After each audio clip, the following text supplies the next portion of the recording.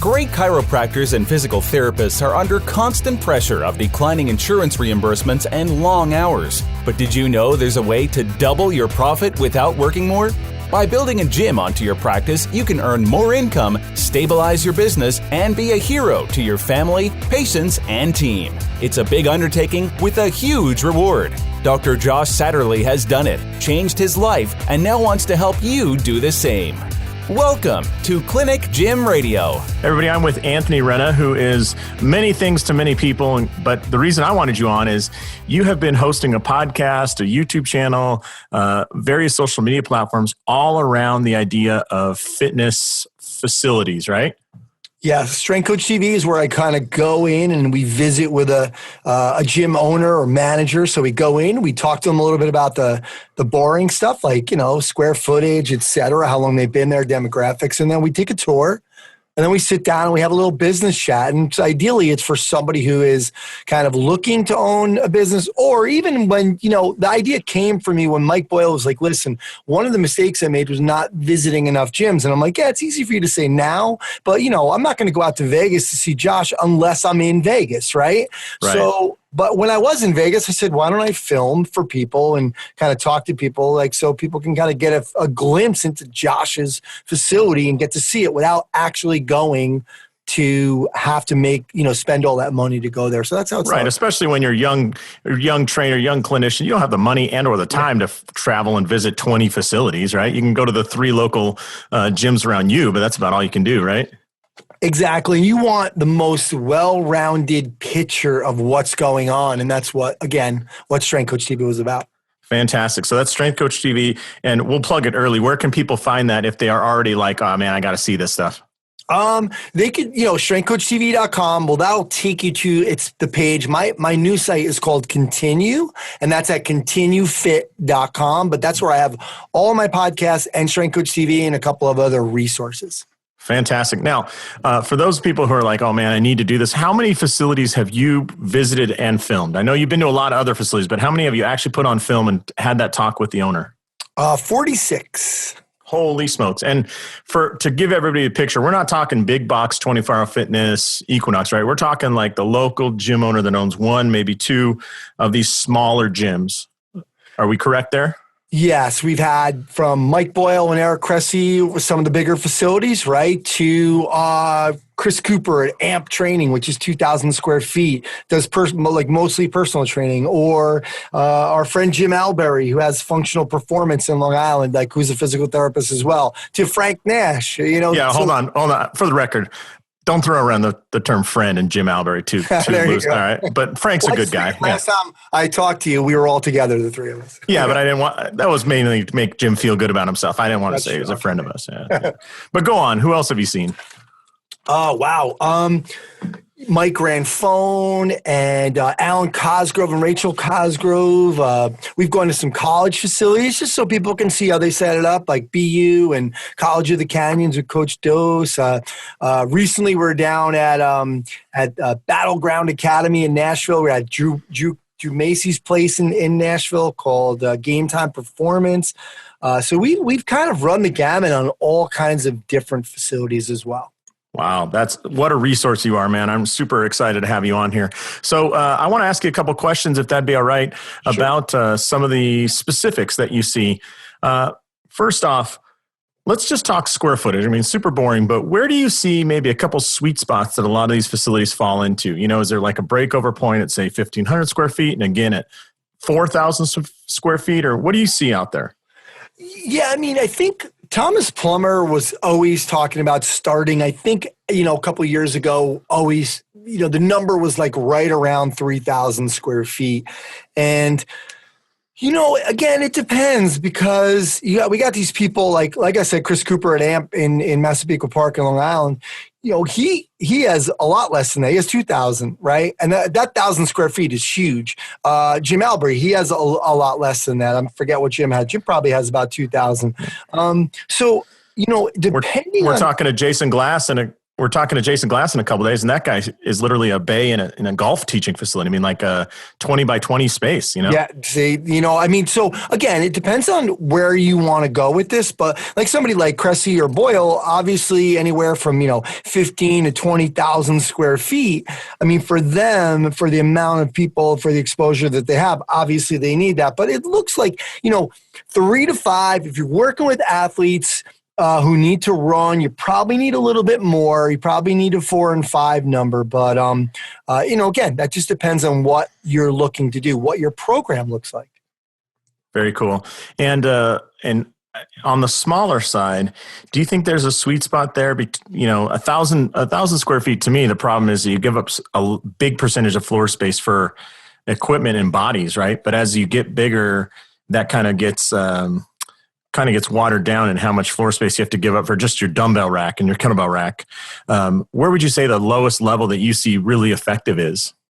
I think that number, like 3,000, is a good number. And here's partially why. I think, you have to ask yourself, you always have to ask the basics about, who is your clientele, but like, what do you want people to feel when they walk in? So if we do take Mike Boyle doesn't really want parents hanging around, right? So he didn't make a huge area. Mike Boyle has so much square feet. We could put 12 more gyms in there, like according to the way, like as many as square footage as he has. But the problem is he doesn't want parents hanging around, so he didn't make a comfortable area. That's Mike's decision.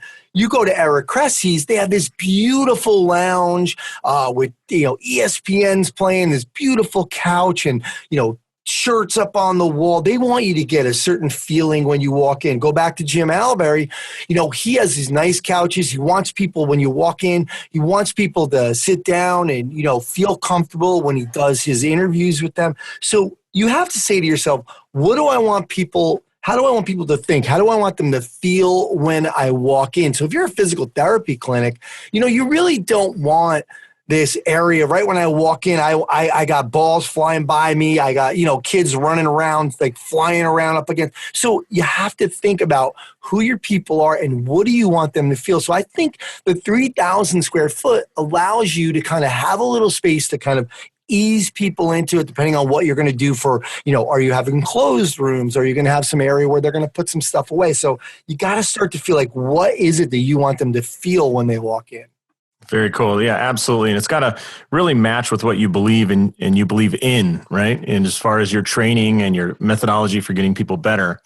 So what are some of the cooler things you saw in visiting 43 different places that really fit in with what the person believes? Is there anything that really sticks out that you're like, man, that person is on point? Yeah, I mean, again, they're only on point if they're in, if they're aligned with how what they're thinking, right? So that's really where, when you start to get to know them, oh, okay, I see why they did that. Like if you walked into Boyle's, you'd be like, what's wrong with this guy? Like you can't even sit down. What's going on? But he did it on purpose. So I think, place like, and if you go to strengthcoachtv.com and you see some of these places that I can mention, like Pure Performance and Need a Mass, they have a nice area like over to the left where you can hang out. A nice couch if you're a parent. EHP in Danbury, Connecticut, like they have some nice couches. They have an area because they sell a lot of, nutritional stuff. So you can kind of go in there and browse around without having, like I said, a med ball flying by your head.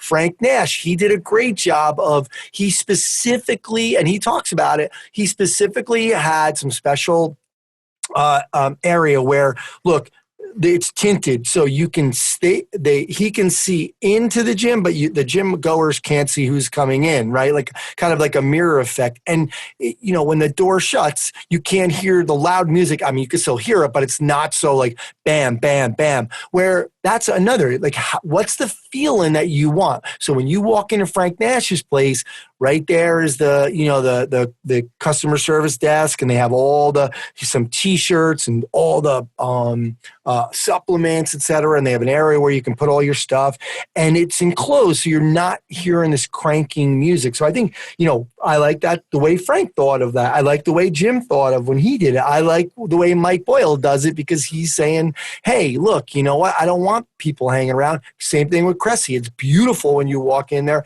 He's got a lot of people that are a lot of high-end clients. He wants a certain atmosphere. So again, going back to, let's think about, I love what TJ Lopez did at another AMP in Long Island. He's got AMP performance as well. Just the AMP stands for something else, but he's got this beautiful area. Like it looks like a coffee bar. And you guys could see that one when you go to Strength Coach TV. Again, he wanted this kind of cool, when you walk in, and that's where the kids can hang out. They do some of their recovery there. He has a couple of those chairs, and that's where they can get all their nutrition, their post-workout supplements. There is coffee there too. So, there's an area for them to kind of feel comfortable and hang out. Very nice. So you've seen, facilities, all the spectrum. I love when you were listing off where you've been, because you talked about places like,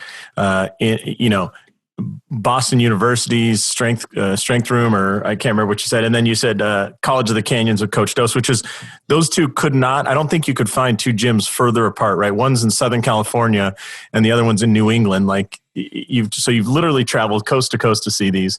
When you look at those higher end gyms, so we're talking about somebody that's going to add a gym onto your clinic. So we're already going with a little bit higher dollar one.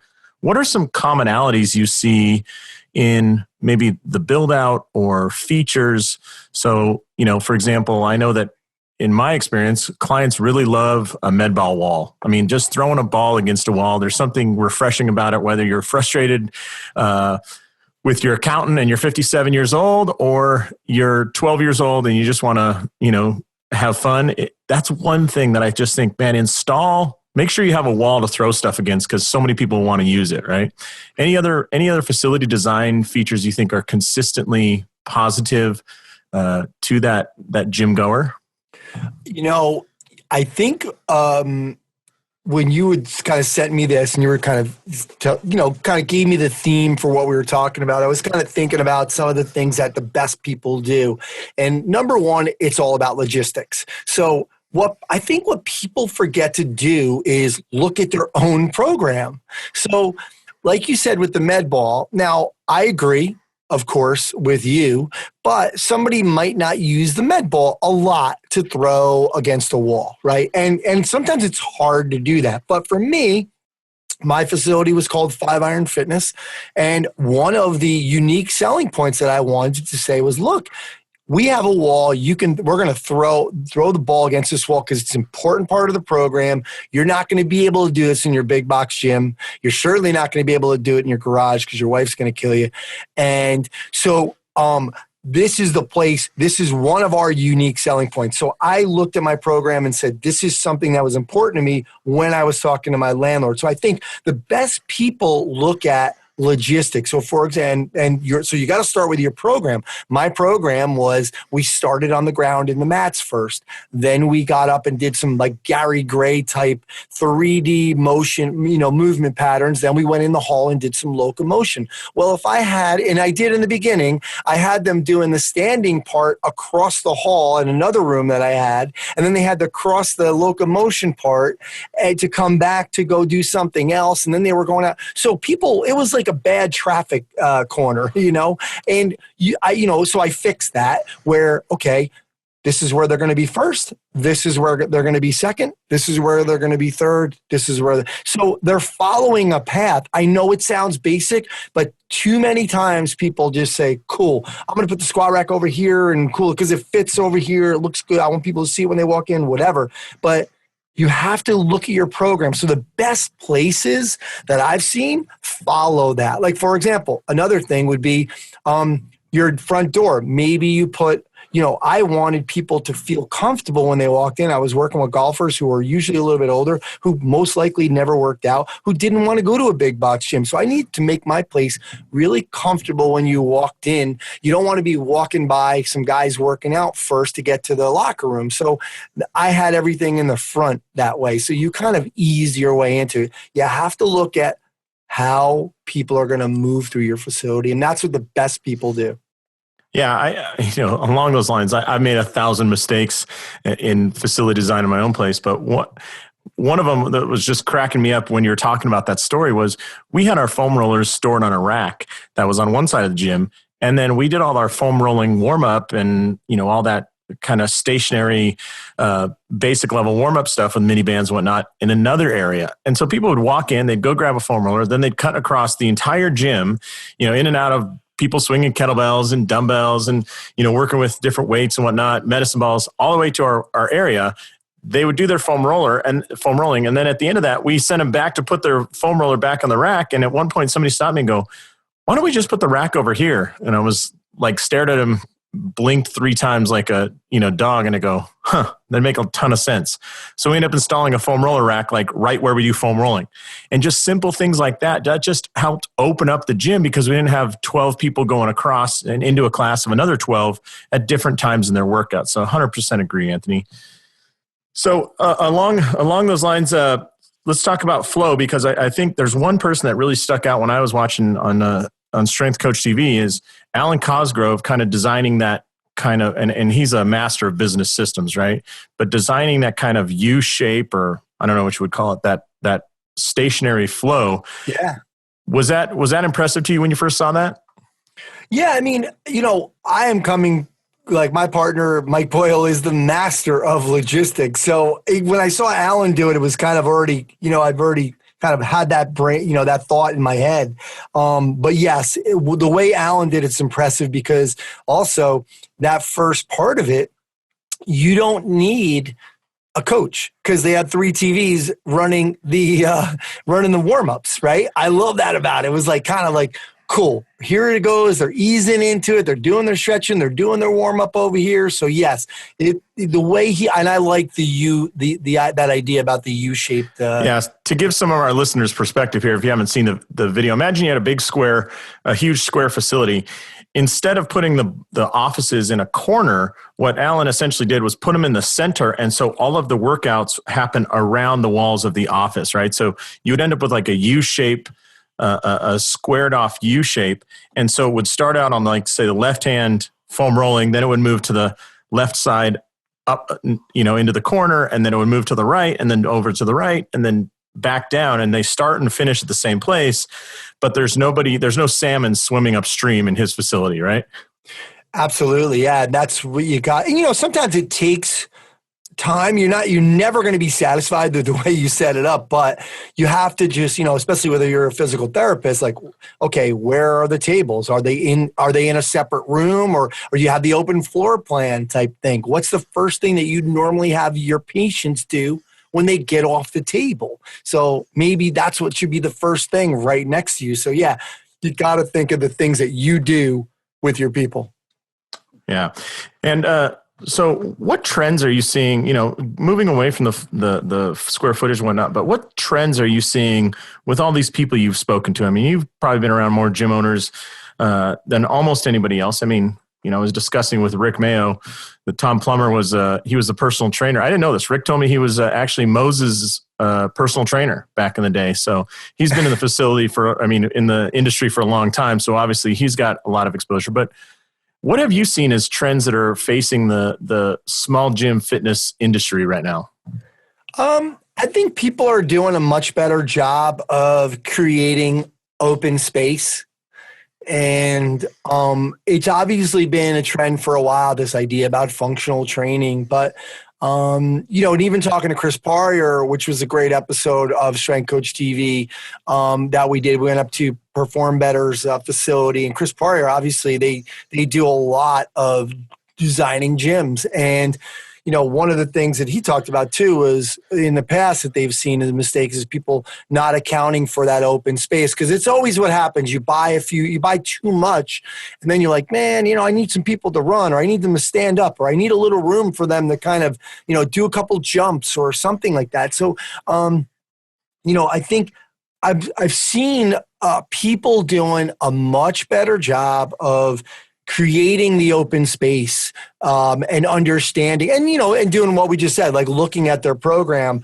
So that seems to be something that people have gotten to, and, like using space really well. That's another, that might not be a trend, but people have been seem to be doing that. We've come up with more ways to kind of help the gym owner find a way to kind of where to put. Like I've seen sleds hung up, right? If you go to the AMP episode or the Massey Machado episode, they both do an amazing job of figuring out how to use a small amount of space, and that's important. Yeah, absolutely. Because you're paying for that space, 365 days a year. So you should use every square inch of it and getting things off the ground. That's one of the reasons I love, we had a bunch of rowers in our facility, and I love the fact that they store vertically because they end up taking about, 4 square feet when they're stored upright. They're a little bit long when you bring them down, but they're a perfect storage piece. And for those of you who have, do a lot of barbell work, storing those vertically can open up a lot of floor space as well. Yeah, storage is one of those things. I don't know if you've seen this, but man, we totally underestimated how much storage we would need for equipment and just, cleaning supplies and all that. But that's one thing I always tell people: make your bathroom smaller, your reception area smaller, and your storage bigger. Yeah, and I think a lot of businesses too forget about your downtime. I mean, you don't want to get caught in a facility of not having a place for, like, seriously, when you might want to take a nap, or if, because, like, let's say somebody's got an 8 o'clock and a 10 o'clock, what are they doing between 9 and 10? Maybe they want a little quiet time, so that could be an important piece too, in terms of just peace of mind and obviously you're not making money on that, but to have that type of stuff too. So, and like you said, storage space, totally underrated. People need to know that you have to store your vacuum and your mops and your extra fluorescent light bulbs and your boxes of paper towels. Yeah. Yeah. It's crazy. Yeah. It's funny you say that, because for a long time we had about 3 trainers, and we never really had an area for them to go. So as soon as they were done with clients, they'd have to take off and go to a local coffee shop or something to do some work. And finally, I was like, oh, man, we have this office over here that, was a general manager's office. So I decided to put desks in there for them. So we just put in very simple, essentially, I don't know how you say it, nice wooden tables. I mean, they weren't anything special, and gave them each about 4 feet or 3 or 4 feet to work in. And at first, the general manager was upset because she felt like her office was being violated. Oh, I can't believe it, got rearranged. You're taking this from me. And then fast forward a month, and she loved the conversations that were going on in there, and the planning and the, scheming about things, because you have that sense of, hey, we're together here and we get to talk about things.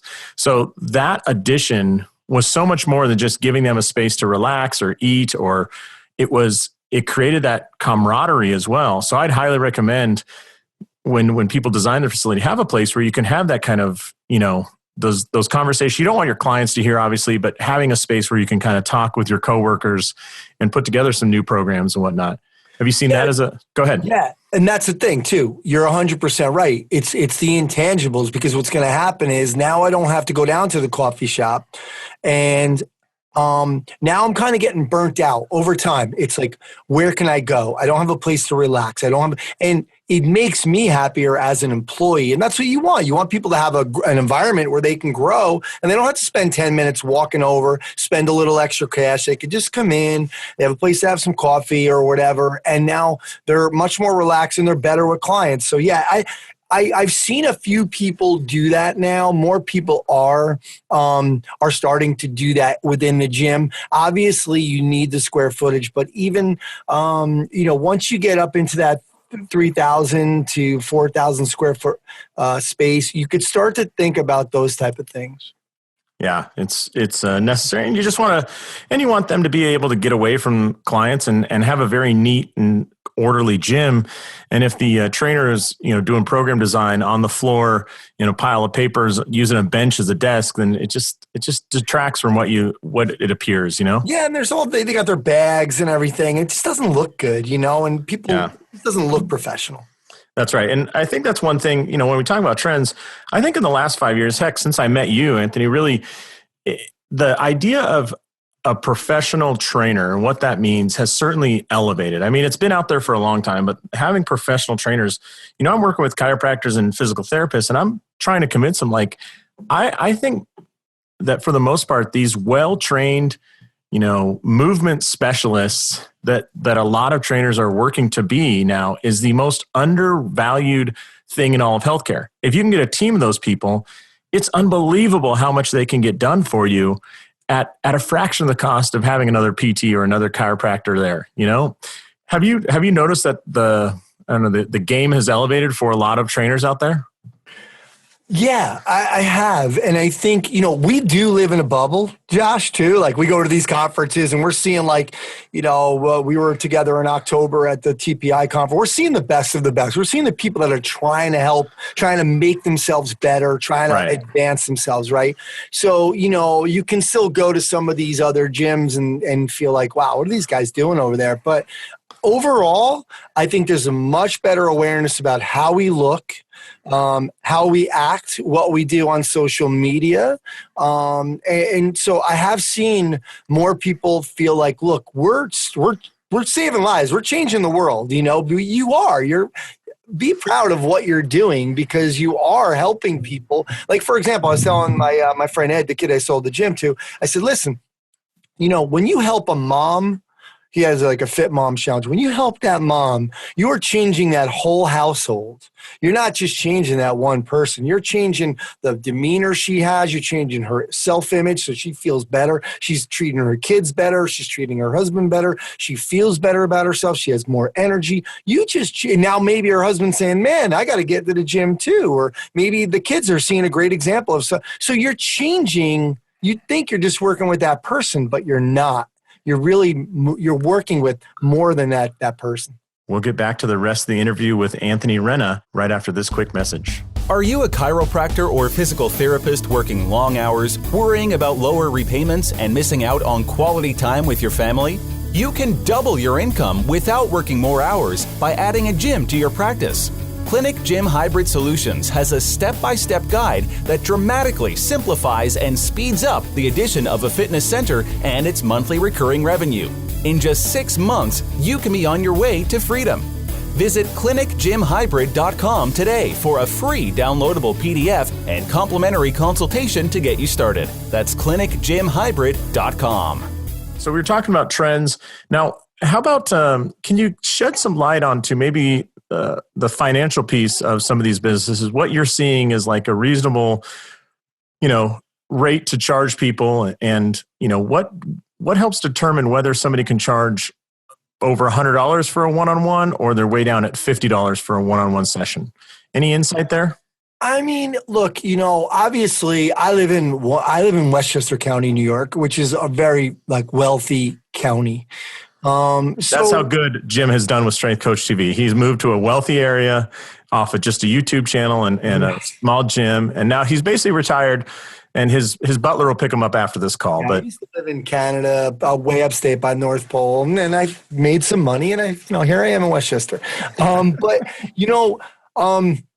I think, you have to, number one, obviously, what's the market charging? Unfortunately, that is part of it, right? Because if you're going to try to charge X amount and it's completely, but you don't only want to look at that. I think that's ridiculous, but look, if you're doing what you should be doing and continuing your education and you're helping people as best as you can, if you really care about those people and you're going to help them on a lot of different levels, you have to understand your worth and how much this really is. And you know what? I love the saying, the more people pay, the more they pay attention. It is so true. 100% agree. 100% agree. And you can't charge $50. I don't care where you are. I'm not going to say any locations. I don't want to insult anybody, but I don't really care where you are, but you have to go a lot higher than that. $100 in this industry really should be the minimum. And then when you start to get a little bit higher, that's obviously depending on what your experience is. What are the other things that you're doing? Because the bottom line is, sometimes we can certainly get more. And that's why people are going to semi-private, right? Over the last 5 years, semi-private training is because they understand that you can make more money, but you can help more people that way as well. And so you have to you can't be charging $50 for 3 people each, right? So that's $150 for that hour, and then go charge one-on-one, do $100 an hour. So it has to be equal to what your other business venture looks like, right? Yeah. But I think, we undervalue ourselves. So you have to look at the market, but you also have to say, no, I'm better than that. I'm pushing myself. I'm going to continuing education. Somebody's got to pay for that. Yeah. Can I say something real quick, Anthony? What I've noticed too is a lot of people go, oh, well, I can't charge that until I get better, blah, blah, blah. If you want to get on the fast track of making yourself a better coach or trainer or even, clinician, start charging more. So as soon as you jump from charging $85 an hour to I'm going to charge $150, the second you get your first client to pay you $150 an hour, there is nobody I've ever seen in my life that doesn't set about to earn that money back at a increased pace you can't ever replicate before you've charged that much.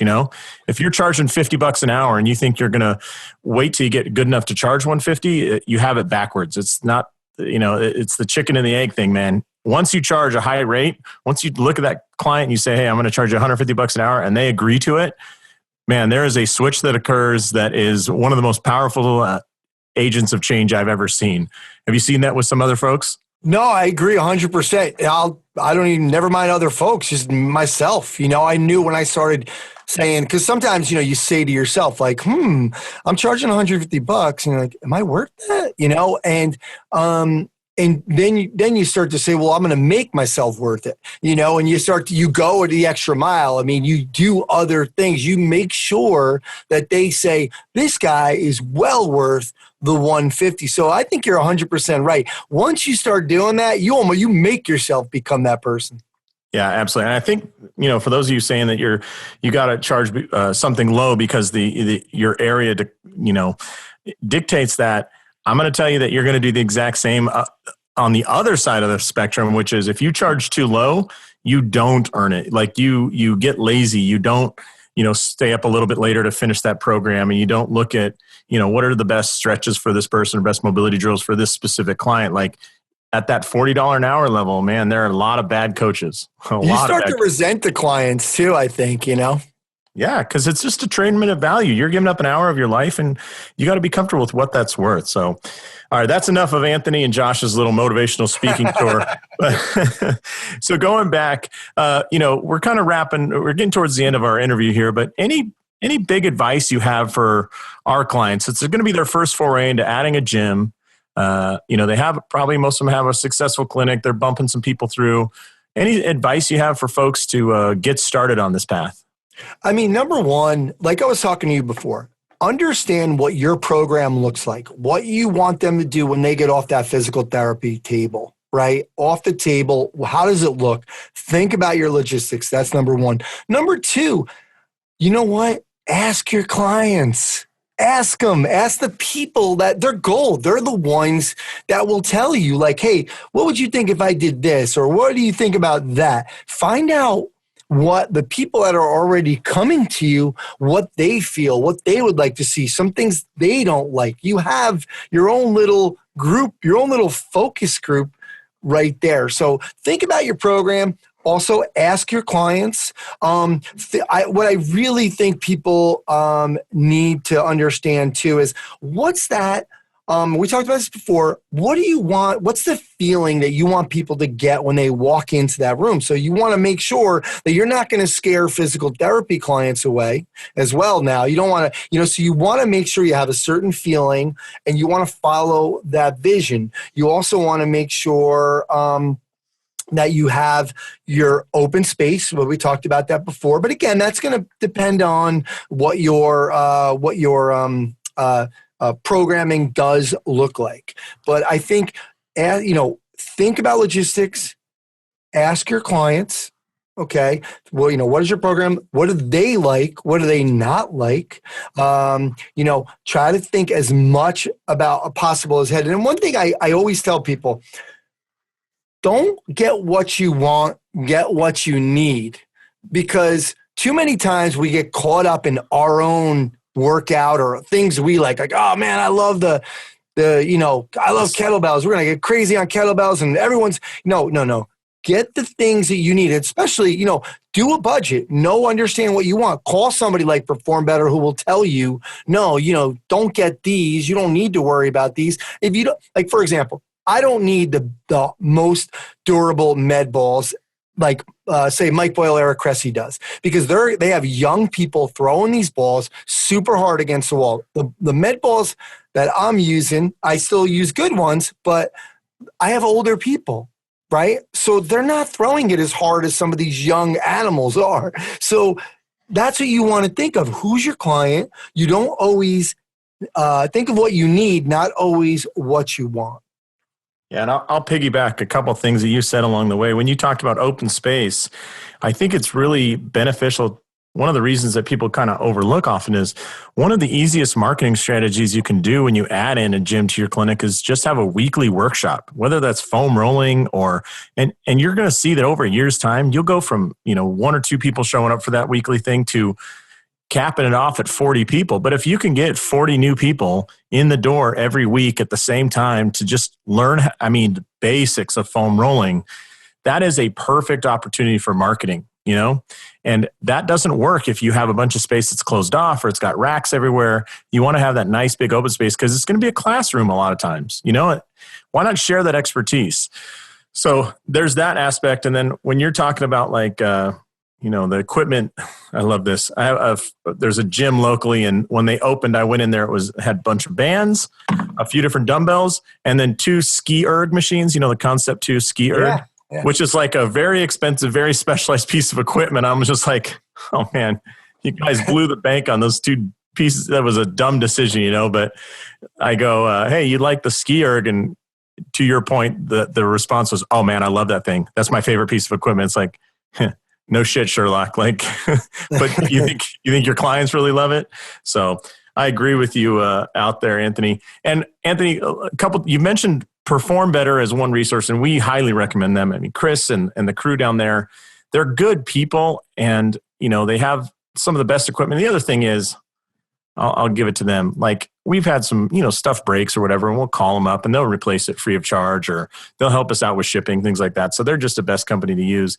But any other great resources out there if you think people want for those who want to get started? I definitely, I don't have much more. Obviously, Strength Coach TV, it's my show. I'm not even making any money on it, but go to Strength Coach TV and just watch some of these, the way these gyms are set up, because there's so many different kinds of gyms in there. So do your homework first. See what other people are doing. It really helps. Number 2, especially watch the Perform Better episode, because they talk a lot about some of the mistakes that people make. But, and one thing on that line, when you watch this, you might see a gym, because I remember thinking this with Frank Nash's place, and I respect the heck out of Frank. He is a successful businessman. And when it's funny to see that very first version of Frank Nash about that's 6 years ago. But when you saw his most recent gym, or the most recent one you went into, immediately I had the thought that's too young of a vibe. Because we were going after golfers, we were going after people in the 50s and 60s. And so I thought that's too young of a vibe. But when you watch Strength Coach TV, make sure you take notes of what is your first impression of this place. And then when you have all those notes, then you can really put together what you dream of, what you picture, because it's going to be different. And that's okay. You're going to see things you love and things you're like, I will absolutely not have that, because it has to be your facility that goes along with your program and your core beliefs. So sorry to cut you off, buddy, but no, you're right. And that's and again, you said Perform Better. Here's the thing: call Perform Better. They'll give you a free plan. Like when you tell them, I have 3,000 square feet. Here's the, when you go and show them the plan of the floor plan before you buy anything, and say, look, and I have a $5,000 budget. They're going to be like, don't get this place because it's not going to work for you. You need more money, or you need, wow, you're fine here with this. This is great. But, they're a great resource from that. But also your current clients, like I said before, ask people, because they're the people, they're the customer. They're the ones who are walking in. They might be like, what do you like about when you walk in? Like, what's the impression you got when you first walked in? They were like, well, I was a little intimidated. If they're going to start saying that, then you got to be like, wow, I got to chill. I got to make this a little bit more inviting when people people walk in. So you want to ask them. They're already there. They're at your fingertips. So something like Strength Coach TV, is free. You can go and watch it on YouTube and see these other gyms. Your clients, you're talking to them anyway. They're free. Perform Better has this whole plan and consultation that they'll do with the current facility that you're looking at. It's all free. So utilize those things for free before you get into and start writing checks. Yeah. And along the lines with, asking your clients what they want, if you want to start your gym faster than you're comfortable, ask your clients, hey, if I added a gym, would you be interested? And I've had a lot of people that they start asking their clients, and should I add a gym or not? And they're, they get 25 people in the first week going, oh, absolutely. I join right now. That'll motivate you to get after and actually start on the plan of opening up a gym on your clinic. Cause I think you got a ton of people just sitting there. I mean, can you think of a gym owner, Anthony, that would not want to have, 100 people coming through every week that were told, hey, you should work out here? Like, can you imagine that situation and not taking advantage of it? Yeah, it's kind of crazy. Yeah. So I'll tell you another strategy. Sure. My buddy used this for people that are looking for a loan. If you're a physical therapist and you can get 20 people even to write commitment letters like, hey, yeah, I am going to sign up for, Josh's new gym, and it's $250 a month for his membership. If you can get commitment letters from him, I had a buddy that did that. When he went to the bank, here you are with, X amount of revenue, depending on how many people you get, look, I already have minimum $5,000 a month coming in from committed from these people, plus my physical therapy, but $5,000 in my gym a month, and the rent's going to be $2,000. So I'm already ahead of the game. That's where a bank will say, hey, this is pretty good. All right, there's a better chance of this guy, making it. So he used it as a little a hack for getting a loan. Yeah. And I think it's super smart because your clients too want to be a part of that growth. They're excited for you. They want to see you succeed, Good point. Yeah. All right. Well, as we wind down, any final life advice from the world's smartest man in Westchester County, Anthony Renna? But what can you share with people about this journey? What have you learned? I think, look, a lot of the stuff that we've already talked about, kind of know what you're getting into. I think, if you ever read the book E-Myth, right? We get in, the E-Myth is the entrepreneurial myth. It's a book by Michael Gerber. And, we get into this thinking, yeah, I'm going to be an entrepreneur and I'm going to have my own business and I can do whatever I want. And it's really not like that. And also, just because you're a good cook doesn't mean you should open a restaurant. So make sure that, you understand what else is involved. And, you already have the physical therapy practice, but you want to make sure you know what else is involved in a gym, and that will go. The marketing is going to be a lot different. There's a lot of different things that you have to truly understand. And, look, it's a grind, but I would say also get help, make sure that you start out the right way with either an assistant, if you don't have anybody, and get another trainer in there. You got to work on that piece of it because you don't want this to be about you. You want it to be about your business. There you go. That is great. Well, when you get through the grind, Anthony, and you got it all set up and your systems are good and you got great help, is there a better business than seeing people come in and, they're all optimists, right? They're all having their best part of their best day when they come into a gym. I just think there's not a better business when it's running well. What do you think? So true. And, it was fun. Like the one thing I miss about when I sold my gym is we had a putting green and I used to do a Saturday class. And the one cool thing was after that Saturday class, we had a putting contest and, it was $20 a man and we would go in and we would play 8 holes. Out on the green and we would do this whole thing. It was a big deal that we did it every week and we had a blast doing it. And the guys really look forward to it. And it it wasn't just fun for that day. It created a sense of community. And guys started to invite, each other to their country clubs and, without worrying about what I was doing. So, you're creating community. And like you said, you're helping people get better.